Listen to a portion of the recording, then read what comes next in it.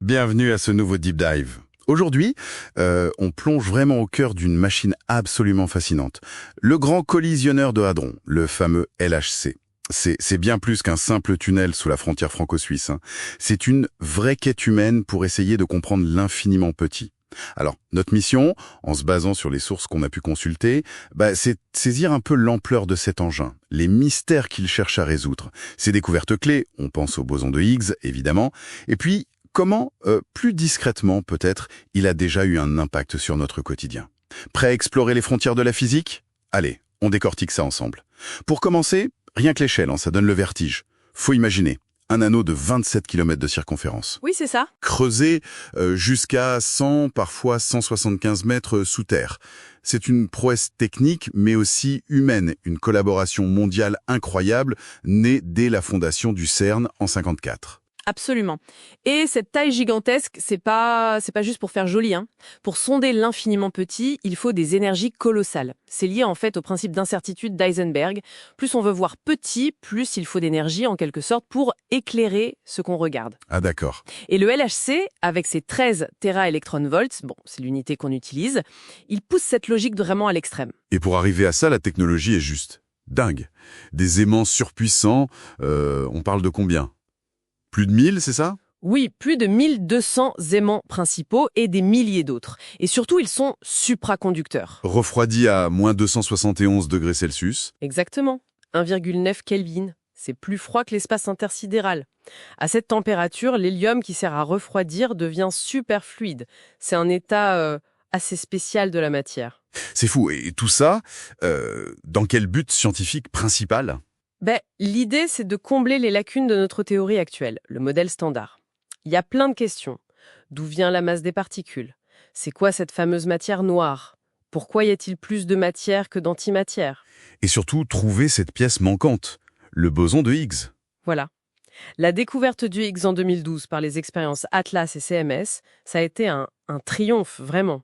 Ah oui. C'était l'objectif numéro 1. Isoler cette particule, qui est super rare, 1 sur 10 milliards de collisions, en gros. C'était un défi monumental. Mais ce qui est intéressant, c'est que sa masse, mesurée à 125 gigaélectronvolts, eh bien, elle est jugée trop légère par certaines extensions théoriques du modèle standard. Trop légère. Attendez, pourquoi c'est une piste intéressante, ça? Parce que cette légèreté, elle pourrait être une petite fissure dans notre compréhension actuelle. Ça n'invalide pas le modèle standard, attention, mais ça nous dit peut-être regardez par là pour trouver de la nouvelle physique. C'est une énigme, quoi. D'accord, une porte ouverte vers l'inconnu, finalement. Et cette découverte, aussi emblématique soit-elle, ce n'est qu'une partie de ce que fait le LHC, non? Il y a d'autres expériences? Tout à fait. Il y a plusieurs grands détecteurs. Prenez Alice, par exemple. Eux, ils collisionnent des ions lourds, pas juste des protons. Des ions lourds, pourquoi faire? Pour recréer les conditions extrêmes juste après le Big Bang. Une sorte de soupe primordiale, le plasma de quarks et de gluons. On parle de température de 5,5 trillions de degrés. Pouah, 5,5 trillions. C'est à peine concevable. Recréer l'univers primordial sous nos pieds. C'est un peu ça, oui. Et puis il y a LHCb, une autre expérience, qui, elle, se concentre sur les différences subtiles entre matière et antimatière, pour essayer de comprendre pourquoi notre univers est fait de matière. C'est fascinant. Chaque expérience a ses spécialités. Et tout ça, c'est le fruit d'une collaboration, vous disiez. Plus de 10 000 scientifiques. Oui, de plus de 100 pays. Et c'est important, les résultats sont publics. Il n'y a pas d'application militaire. C'est vraiment un modèle de collaboration pacifique. Et un moteur d'innovation aussi. Exactement.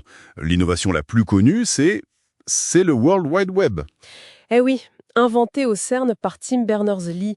Au départ, c'était pour faciliter le partage d'infos entre les chercheurs du CERN. Et ils l'ont rendu public, gratuitement, en 1993. Incroyable. Mais il n'a pas que ça, hein. Non, bien sûr. Les technologies développées pour les accélérateurs et les détecteurs trouvent des applications en médecine, par exemple. L'hadrothérapie, pour traiter certains cancers, utilise des accélérateurs. Il y a des projets comme Gatoroid ou les détecteurs TimePix3 qui viennent de là. Et aujourd'hui, le LHC lui-même, il continue d'évoluer. On parle du High Luminosity LHC. Oui, le HLHC. Alors là, l'objectif, c'est moins d'augmenter l'énergie maximale que la luminosité, c'est-à-dire en gros le nombre de collisions par seconde. On veut multiplier ça par 5 ou 10. D'accord. Plus de données, en fait, pour plus de précision. C'est ça. pour étudier le Higgs sous toutes ses coutures, voir s'il se comporte exactement comme prévu ou chercher des signes de particules encore inconnues, très rares. On passe de l'ère de la découverte à celle de la mesure de haute précision. On espère produire quelque chose comme 15 millions de bosons de Higgs par an. 15 millions, waouh. Et après cette phase de précision, c'est quoi la suite? On s'arrête là? Ah non, la physique ne s'arrête jamais. Le projet qui est sur la table, c'est le Future Circular Collider, le SFC. Le FFC, Oui, un anneau de 100 km de circonférence. 100 km. C'est gigantesque. Oui, l'idée serait de commencer avec des collisions d'électrons et de positrons pour une précision extrême. Ça, c'est le FCCEE.